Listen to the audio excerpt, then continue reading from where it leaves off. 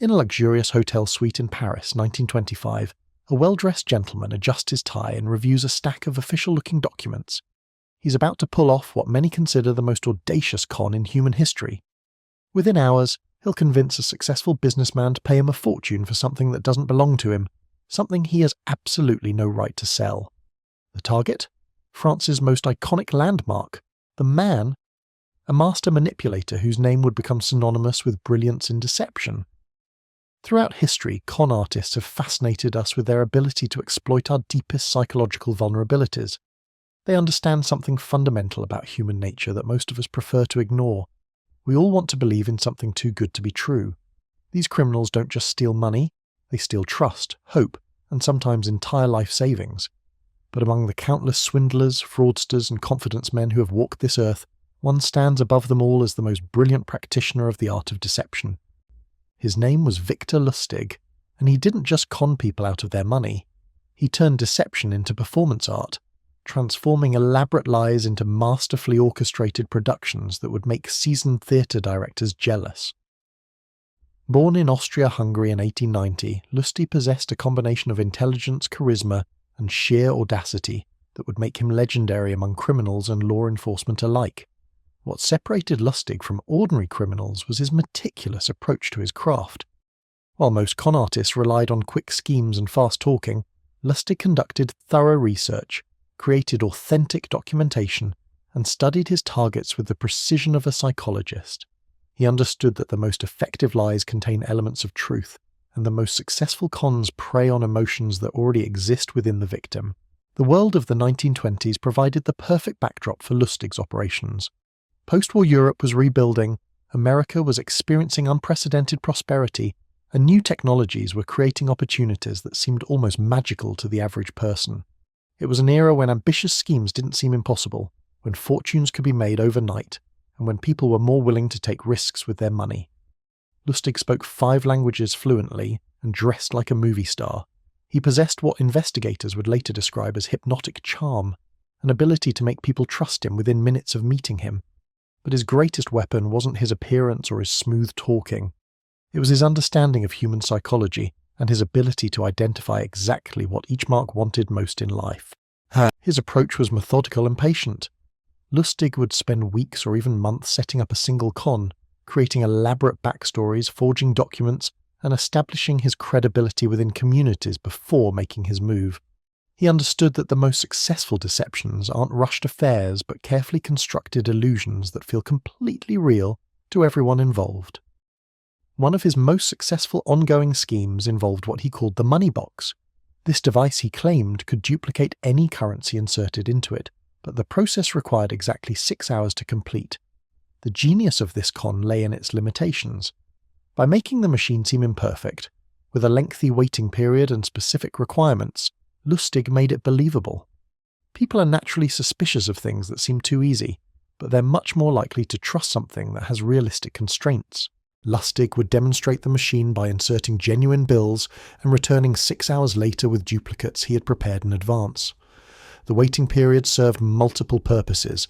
It built anticipation, allowed time for greed to overcome skepticism, and gave Lustig opportunities to further manipulate his marks through conversation and psychological pressure.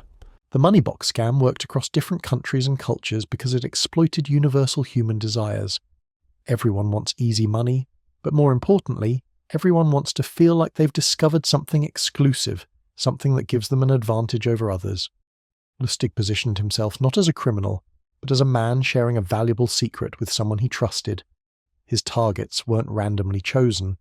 Lustig specifically sought out individuals who appeared successful but insecure, people who had money but felt they deserved more respect or recognition. He understood that confidence men succeed not by finding the greediest people, but by finding the most psychologically vulnerable ones. What made Lustig truly dangerous was his ability to adapt his approach to each situation and each victim. He could play the role of a government official, a businessman, a scientist, or an aristocrat with equal convincing power. His cons weren't one-size-fits-all schemes, but custom-designed deceptions tailored to exploit specific weaknesses in specific people. But Lustig's masterpiece, the con that would cement his reputation as history's most brilliant confidence man, was still to come. In 1925, while staying in Paris, he came across a newspaper article that would inspire what many consider the most audacious scam ever attempted. The article discussed the mounting costs of maintaining the Eiffel Tower and suggested that public opinion might eventually favour its removal. Most people would have seen this as an interesting news story and moved on with their day. Lustig saw it as an opportunity to attempt something so outrageous, so impossibly bold, that even other criminals would struggle to believe it. He was about to embark on a con so elaborate and so perfectly executed that it would become the stuff of legend. The plan he conceived would require him to impersonate government officials, forge official documents, and convince successful businessmen to participate in a secret government operation. It would test every skill he had developed over his criminal career and push the boundaries of what seemed possible in the world of confidence games. The Eiffel Tower stood as more than just a monument in 1925 Paris. It represented French engineering prowess, national pride, and cultural identity. But to Victor Lustig, it represented the ultimate challenge. He wasn't content with small-time cons or modest payoffs. He wanted to attempt something that would be talked about for generations, something that would prove once and for all that, with enough preparation and psychological manipulation, even the impossible could become reality. Lustig spent days researching every aspect of the Eiffel Tower's construction, maintenance, and political significance. He studied government procedures, memorized official terminology, and learned the names and backgrounds of key ministry officials. This wasn't casual preparation. This was the meticulous groundwork of a master craftsman preparing for his greatest performance. The genius of his plan lay in its foundation of truth. The newspaper article about maintenance costs wasn't fabricated propaganda. The Eiffel Tower really was expensive to maintain. Public opinion really was divided about its aesthetic value. Government officials really were concerned about ongoing expenses. Lustig understood that the most believable lies are built on genuine facts. He hired a skilled forger to create official government stationery, complete with letterheads, seals, and watermarks that would pass casual inspection. Every detail mattered. The paper quality, the ink colour, even the typeface had to match authentic government documents. Lustig knew that credibility often hinges on seemingly minor details that most people never consciously notice but instinctively recognise. Next came the selection of targets. Lustig didn't want just any scrap metal dealers. He needed men who were successful enough to handle a massive transaction, but insecure enough to be manipulated. He spent weeks observing potential marks, studying their businesses, their personalities, and their weaknesses. He was looking for that perfect combination of wealth, ambition, and psychological vulnerability. When he finally made his move, Lustig transformed himself completely. Gone was the charming international man of mystery. In his place stood a serious, slightly harried government official, dealing with a sensitive state matter. He rented an expensive suite at one of Paris's most prestigious hotels, understanding that environment shapes perception. People expect government officials to operate from impressive locations. The invitations he sent were masterpieces of psychological manipulation. Each dealer received what appeared to be a confidential government communication, requesting their presence at a private meeting regarding a matter of national importance. The language was formal but urgent, official but exclusive. These weren't generic form letters but personalized communications that made each recipient feel specially chosen. When the dealers arrived at the hotel, they found themselves in the presence of a man who embodied everything they expected from a high-ranking government official. Lustig spoke with authority about engineering challenges, maintenance costs, and political considerations. He referenced real government officials by name, demonstrated intimate knowledge of bureaucratic procedures, and discussed the monument's history with genuine expertise. But the psychological masterstroke came when he revealed the supposed reason for their meeting. The French government, he explained, had made the difficult decision to dismantle the Eiffel Tower. The ongoing maintenance costs had become unsustainable, and public opinion was shifting toward removal. However, this decision was so politically sensitive that it had to be handled with absolute discretion. The dealers found themselves part of what they believed was a secret government operation. Lustig explained that they had been carefully selected based on their reputations as honest businessmen capable of handling such a momentous transaction. The government needed someone trustworthy to purchase the tower for scrap metal, someone who could be relied upon to maintain confidentiality until the official announcement.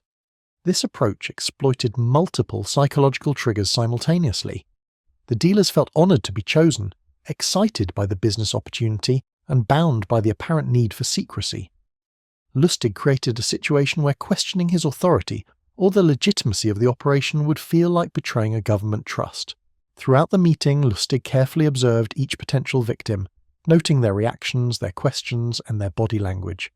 He was looking for the one who seemed most eager, most convinced, and most vulnerable to his psychological manipulation. Among the group, one man stood out as the perfect mark.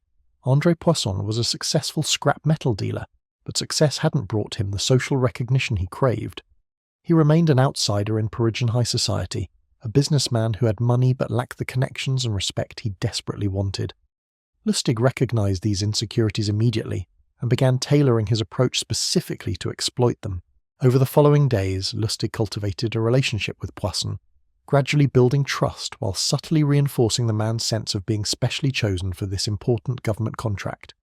He arranged private meetings, shared insider information about the decision-making process, and treated Poisson like a valued government partner rather than just another businessman. The final phase of the con required Lustig to create artificial urgency while maintaining the illusion of government propriety. He explained that other dealers were also being considered, that time was limited, and that a decision needed to be made quickly. But he did this in a way that made Poisson feel like the favoured candidate rather than just another bidder in a competitive process. When Poisson finally agreed to purchase the Eiffel Tower for scrap metal, paying Lustig an enormous sum for the privilege, he believed he was participating in a legitimate government transaction that would elevate his status in Parisian business circles. The psychological manipulation had been so complete, so professionally executed, that the victim never suspected he was being conned. Lustig's brilliance wasn't just in the audacity of selling the Eiffel Tower, but in understanding that the best cons don't create greed in their victims, they exploit the greed that already exists. When Poisson realized he'd been swindled, his shame and embarrassment kept him silent, just as Lustig had predicted. The master con artist had vanished to Austria, leaving behind only a bewildered businessman and one of history's greatest confidence tricks. But Lustig wasn't finished. Incredibly, he returned to Paris months later and sold the Eiffel Tower again to another unsuspecting scrap dealer. Only when his second victim contacted authorities did the scheme finally unravel, forcing Lustig to flee to America where he would continue his criminal career for years. Victor Lustig understood something profound about human nature that most of us refuse to acknowledge. We are all vulnerable to manipulation when someone appeals to our deepest desires and insecurities. His legacy isn't just in the millions he stole or the elaborate schemes he orchestrated. It's in the uncomfortable truth he exposed about the human condition, that with enough skill, patience, and psychological insight, anyone can be convinced to believe almost anything. In the end, perhaps that makes Victor Lustig not just history's most brilliant con artist, but also its most dangerous teacher about the fragility of trust itself.